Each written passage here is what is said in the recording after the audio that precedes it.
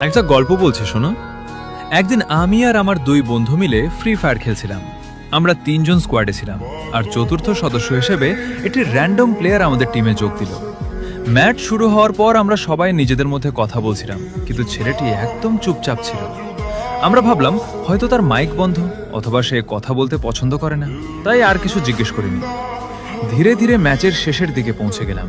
তখন হঠাৎ ছেলেটি নরম গলায় বলল, রিভাইভ করে দাও ইয়ার। আমরা তাকে রিভাইভ করলাম।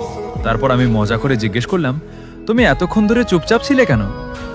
কিছুক্ষণ নীরব থাকার পর সে বলল, সারাদিন কাজ করি, পরিবারের দায়িত্ব, চাপ, তার উপরে আবার বন্ধুদের সঙ্গে সবসময় হাসি মুখ করে থাকতে হয়। পরিবারের সঙ্গে নিজেকে অনেক ভালো আছি বোঝাতে হয়। সবকিছু মাথায় নিয়ে দিন কাটে। রাতে একটু সময় পাই, তখন দুই একটা ম্যাচ খেলি, তারপর ঘুমিয়ে পড়ি। সকালে আবার কাজে চলে যাই।